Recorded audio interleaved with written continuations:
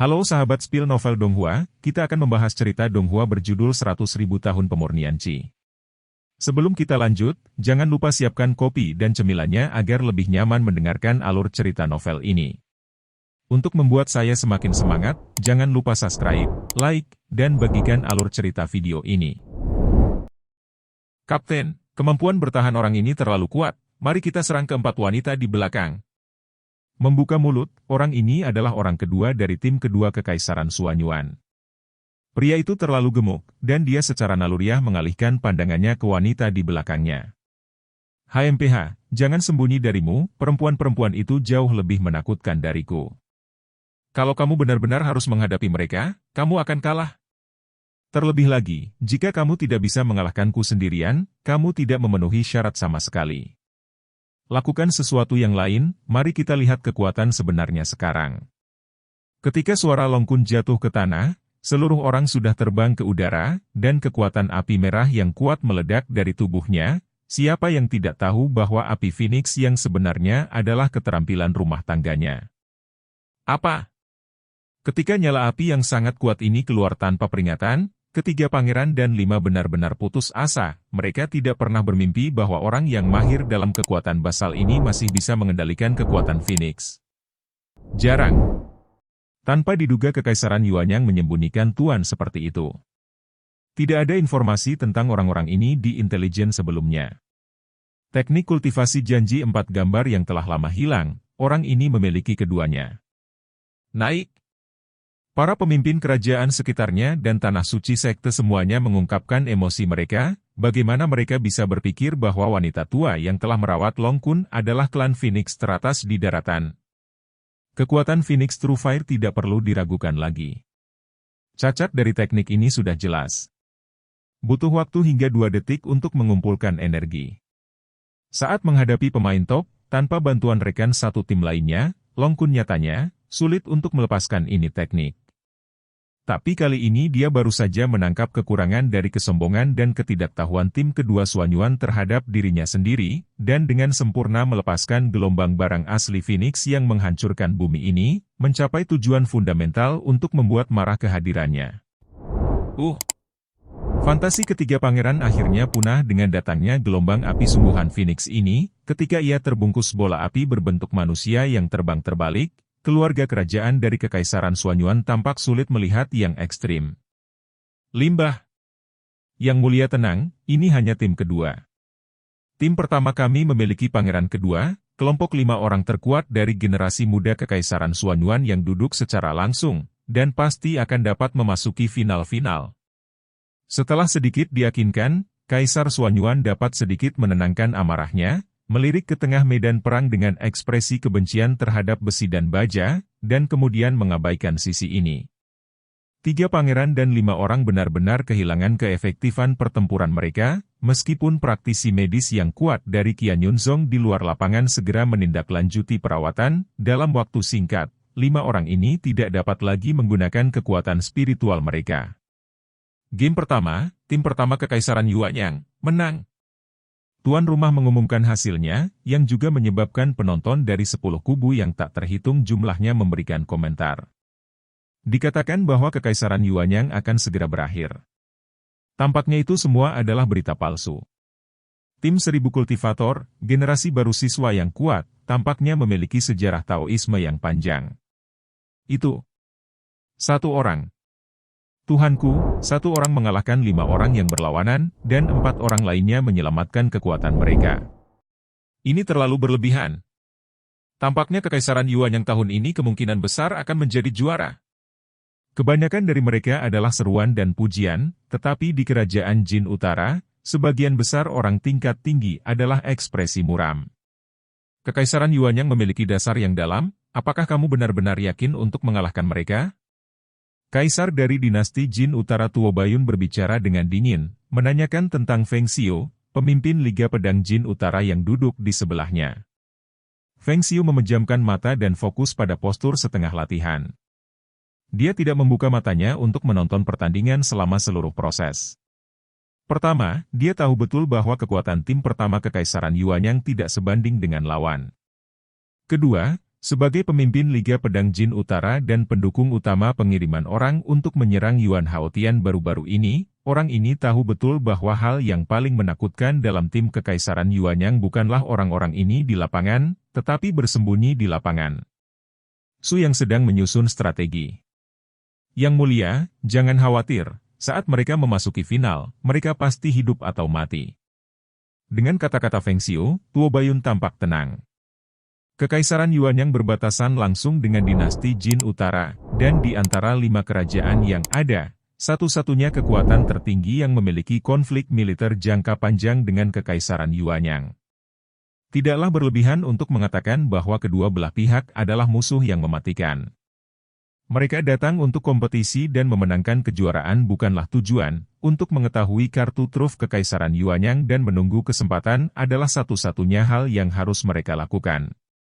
Tentu saja, dengan kekuatan tim yang mereka kirim, kejuaraan hanyalah hasil sampingan. Karena ritme ketat dari seluruh kompetisi, para pemain memiliki waktu istirahat dan pemulihan yang terbatas. Pada dasarnya, semua pasukan memiliki tim kultivator dan biksu sendiri yang mahir dalam sistem pemulihan. Hanya Kekaisaran Yuanyang yang tidak memiliki konfigurasi khusus. Bahkan, mereka tidak membutuhkannya sama sekali. Di babak pertama, 3 Dewi dan Xiao Tuan-Tuan tidak melakukan apa-apa sama sekali.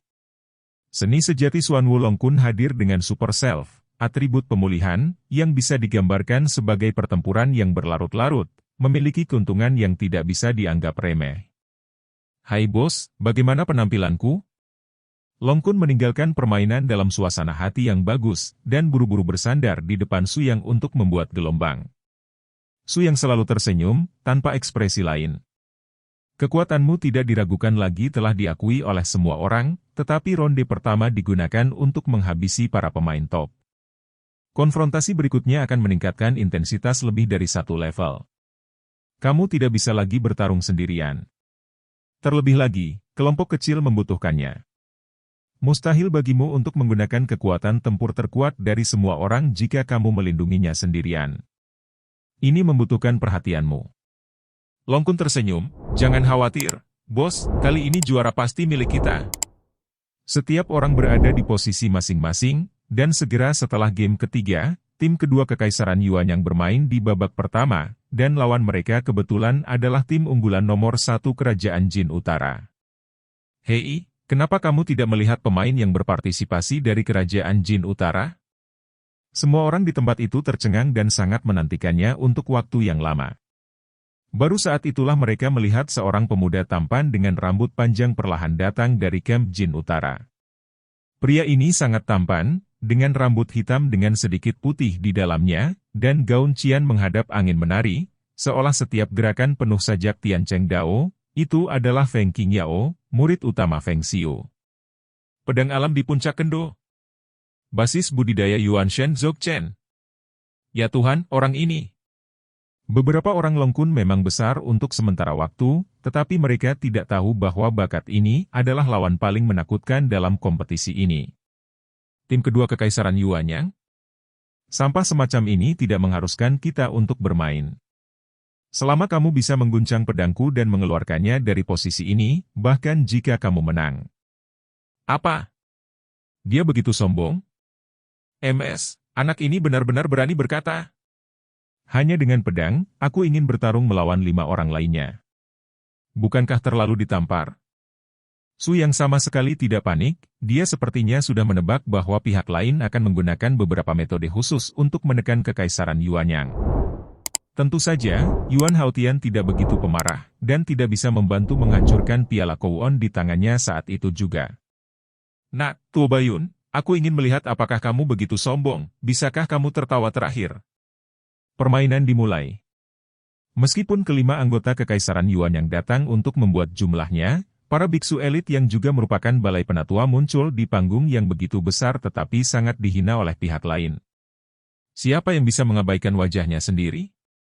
Dengan marah, pemimpin kapten berteriak, ayo bersama dan singkirkan dia untukku. Zheng. Suara pedang yang sangat menusuk telinga dipancarkan, dan cahaya biru yang sangat terang itu melonjak ke langit, dan dengan mantap dimasukkan ke tengah platform kompetisi di bawah raungan aura pedang yang besar. Apa? Itu Excalibur nomor 1 Jin Utara yang legendaris, segel beku 1000 mil. Itu benar-benar diteruskan kepada orang ini, siapa dia? Perkemahan akademi dari 5 sekte yang berseberangan jelas sedikit lebih gelisah daripada para biksu dari kamp kekaisaran. Jelas mereka lebih sadar akan kekuatan dan reputasi pedang ini. Sedikit yang mereka tahu bahwa pedang ini menduduki peringkat teratas di seluruh 3000 negara bagian, dan master pedang terakhir adalah Master Feng Xiu, 9 pedang iblis dingin Feng Bei Kuang. Pada saat itu, Feng Xiu mewarisi posisi masternya dan menjadi pemimpin baru Liga Pedang Jin Utara. Era Feng Bei Kuang telah berakhir, dan es yang ribuan mil ini juga mundur ke sungai dan danau. Tanpa diduga, dia akan muncul lagi di turnamen ini. Dan pemegang pedang ini, sampai batas tertentu, ketika pedang ini muncul, tim masyuk di Kekaisaran Yuanyang ini tidak punya arti untuk terus menembak. Masing-masing dari 5 melepaskan aura yang sangat ganas, dan pada saat yang sama menyerang pedang suci yang dimasukkan dengan kuat di tengah platform pertempuran. Aku melihat rambut panjang mengepakkan Feng Qingyao dengan cibiran, dan dengan jentikan jarinya, tubuh pedang yang tertutup es sejauh ribuan mil berputar tanpa peringatan, dan tubuh pedang melepaskan gelombang kekuatan pedang yang sangat ganas keluar. Ada hawa dingin yang menggigit di es, kecuali untuk posisi tepat di depan 5 anggota Kekaisaran Yuanyang, tanpa bilah cahaya dingin. Kapten, sepertinya anak ini melebih-lebihkan. Teknik kultivasi belum ada di rumah, dan ada celah yang begitu besar. Selama kita bisa menggerakkan pedang ini, kita akan menjadi pemenangnya. Benar saja, Kapten juga terguncang oleh kata-kata wakil ini. Dari perspektif situasi di lapangan, tidak ada yang mengira mereka memiliki kemungkinan untuk menang. Karena lawan telah mengeluarkan artefak ini, mereka harus memiliki kepercayaan penuh. Bahkan sebagian besar orang menunggu untuk melihat kedua tim Yuanyang Empire. Benar-benar lelucon. Jika mereka benar-benar mendapat kesempatan untuk menerbangkan artefak ini dan menampar wajah lawan, bukankah itu akan menjadi ritme blockbuster? Mengingatkan pada penampilan tim pertama Long Kun dalam pertarungan 1 lawan 5 sebelumnya, pemimpin tim kedua Kekaisaran Yuanyang juga secara naluriah menjadi hidup, dan sudut mulutnya tidak bisa membantu tetapi menunjukkan seringai. Dengar, untuk mencegah bocah ini memiliki cadangan, kita berlima akan bergabung nanti, dan kalian berempat akan membantuku meluncurkan pukulan terkuat untuk memastikan bahwa dia pasti akan menang dan mengejutkannya. Ide sang kapten segera juga mendapat dukungan bulat dari 4 pemain lainnya, yang tidak menyadari bahwa ini adalah awal kejatuhan mereka ke dalam jurang. Hei! Kubilang kalian, lebih baik menyerah saja. Pedangku mengerikan. Begitu kekuatan dilepaskan, bahkan aku tidak bisa mengendalikannya. Ada aturan dalam kompetisi ini. Kalian tidak boleh sengaja melukai hidup lawan. Pertama-tama saya akan menyatakan kepada senior Qian Yunzong bahwa saya tidak berniat membunuh, tetapi kekuatan pedang ilahi ini terlalu kuat. Jika lawan bersikeras terus bertarung, saya tidak akan bertanggung jawab atas kecelakaan apapun. Langkah Feng Qingyao benar-benar terlalu beracun, menyebabkan orang-orang berpangkat tinggi lainnya mencibir. Anak baik, taktik ini digunakan olehnya dengan sangat brilian. Pertama, dia dengan sengaja mempermalukan lawannya dengan postur yang sombong, dan kemudian memasang jebakan untuk memaksa lawan untuk tunduk, dengan sengaja menyatakan bahwa dia harus bebas dari tanggung jawab, dan meletakkan jebakannya. Menjadi dilema. Jika ini saatnya tim kedua Kekaisaran Yuanyang menyerah, mereka pasti akan menjadi lelucon bagi seluruh 3000 negara, dan tidak akan lagi bisa mendapatkan pijakan di dunia kultivasi. Tetapi jika mereka tidak jangan menyerah, yang menanti mereka pasti kematian, pembunuhan dan perampokan. Di kamp Kekaisaran Xuanyuan, divisi militer kumis melihat semuanya secara transparan, dan dengan mengatakan ini, itu juga menyebabkan punggung siswa di kampnya menjadi dingin. Sepertinya Beijing benar-benar berniat untuk melawan Kekaisaran Yuanyang sampai akhir, tapi sayangnya kedua anggota tim ini. Begitu suara itu turun, 5 anggota tim kedua di tempat kejadian telah membuktikan sikap mereka dengan tindakan. Di hadapan pedang, bahkan jika mereka membayar harga tinggi, mereka tidak akan pernah bisa menyerah tanpa perlawanan. Terlambat. Su yang menghela nafas pelan, merasa tidak berdaya untuk orang-orang ini. Setelah permainan dimulai, pihak luar tidak dapat memberikan petunjuk kepada para pemain di lapangan, jika tidak semua hasil dari camp yang bersangkutan akan dibatalkan. Dengan cara ini, 5 anggota tim kedua di lapangan akan sepenuhnya jatuh ke dalam perangkap lawan. Jiwa suci mengontrol alam roh jiwa yang ekstrim dan dao dalam satu kesatuan. Kapten berteriak dengan keras, dan fluktuasi kekuatan spiritual yang kuat dilepaskan secara instan. Setelah menyerap kekuatan spiritual yang dimainkan oleh 4 rekan satu tim di belakangnya, seluruh orang terbang seperti pedang panjang berbentuk manusia, dan langsung mengunci lokasi ribuan mil segel es. Pada saat yang sama, Feng Qingyao dengan tenang mengangkat sudut mulutnya, dan orang-orang dari dinasti Jin Utara yang juga melakukan pekerjaan ini. Zheng. Tiba-tiba, niat pedang yang kuat terdengar, dan hampir segera memblokir semua fluktuasi jiwa pemimpin tim kedua Kekaisaran Yuanyang, menyebabkan pikirannya jatuh ke dalam trans kosong. Itu karena alam dan latar belakang Feng Qingyao terlalu tirani, dan hanya satu suara pedang yang sepenuhnya menghapus semua pesona perlindungan spiritual lawan. Dalam sekejap, di tengah bidang pandang pemimpin tim, cahaya pedang yang kokoh tampak terbang tanpa suara. Cahaya pedang itu sangat kecil, hanya sebesar setengah jari, tapi terbang langsung ke alis kapten tim kedua. Cahaya pedang biru es kecil melesat dari tengah alis, dan kemudian meledak dari belakang kepala kapten yang memerah. Sebelum kapten mendekati bagian depan sampul Qian Libing, dia sudah diambil darinya. Namun, ini baru permulaan. Cahaya pedang kecil itu berkeliaran di udara dengan sembrono, dan di bawah selubung darah kapten, itu menyelinap ke alis 4 orang di belakangnya secara diam-diam, dan dengan cara yang sama, dalam sekejap, mengakhiri kekejaman bunuh. Keseluruhan prosesnya begitu biasa-biasa saja sehingga lebih dari 99% orang di tempat kejadian tidak melihat apa yang sedang terjadi. 5 orang di depan mereka jatuh dengan kaku dan seluruhnya berubah menjadi 5 mayat. Apa? Ini, apa yang terjadi, Tuhanku, aku bahkan tidak melihat bagaimana orang itu bergerak. Itu adalah metode yang kejam. Ini benar-benar terlalu berlebihan bagi dinasti Jin Utara untuk membunuh Kekaisaran Yuanyang dengan cara ini. Ledakan. Yuan Haotian sangat marah saat itu juga. Bagaimana dia bisa gagal melihat semua detail tembakan lawan berdasarkan alam roh aslinya? Itu hanyalah rutinitas yang disengaja dari pihaknya sendiri, pembunuh yang bermartabat, yang tidak hanya mempermalukan Kekaisaran Yuanyang, tetapi juga memberikan nafas tak sedap karena kegagalan serangan diam-diam setengah jalan. Semua orang di Qianyunsong, Kekaisaran Yuanyangku sedang memprotes. Para pemain lawan jelas memasang jebakan dengan sengaja untuk memprovokasi pemain kita dengan cara memerangi martabat, dan kemudian dengan sengaja melukai si pembunuh. Permainan yang melanggar aturan permainan itu pasti hukuman yang berat.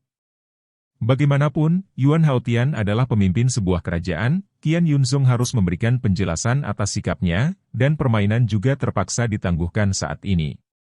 Setelah beberapa tetua penegak hukum Qianyunsong secara pribadi bertukar pendapat mereka menyimpulkannya dengan suzerain saat Qianyunsong hendak memberikan hasil penghakiman, pemandangan yang tidak terduga terjadi pada semua orang.